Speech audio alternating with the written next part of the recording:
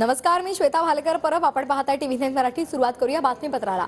मराठा आंदोलकांना नोटीस पाठवणाऱ्यांवर कारवाई करा असं मनोज जरांगे पाटलांनी म्हटलेलं आहे. नोटीस देणाऱ्या अधिकाऱ्यांना निलंबित करा अशी मागणीही त्यांनी केली. मराठा आंदोलकांना नोटीस दिल्यावरून मनोज जरांगे पाटील आक्रमक झाले.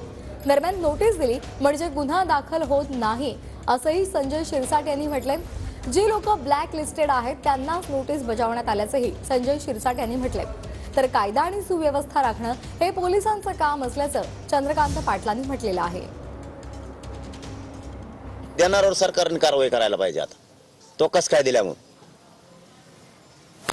ही तर मागणी आज जर हे खरं असेल ना, नोटिसा दिलेल्या तर मी त्या नोटिसा देणाऱ्यांनाच सस्पेंड करायला पाहिजे. पहिला अगोदर तुम्ही कशाच्या आधारावर दिल्या? लोकांच्या घरी ट्रॅक्टर आहेत म्हणून द्यायला लागले का त्यांना? मग ट्रॅक्टर घेत नाही, इकून टाकावं का आता? का तो आधारात आणून लावा तिथं? त्याचे बुंगरी चाळे करते हे काही काही अधिकारी. आंदोलनामध्ये कोणतीही गडबड होऊ नये, आंदोलनात जे शांततेने चाललंय त्याला कुठे गालबोट लागू नये म्हणून काही ज्याला ब्लॅक लिस्टेड म्हणतात किंवा ज्याच्यावर पुणे काही गुन्हे असतील या लोकांना नोटीस दिले जातात. सर्वसामान्याला नोटीस कधीही दिल्या जात नाही किंवा त्यांच्या अधिकारावर कधीही गदा आणल्या जात नाही. तर तसं सरकार कधीही करणार सुद्धा नाही.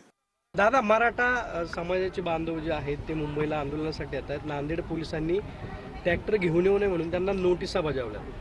असं आहे की पोलिसांचं कायदा सुव्यवस्था राखणं एक काम आहे आणि त्यामुळे त्यांनी तसा विचार केला असेल.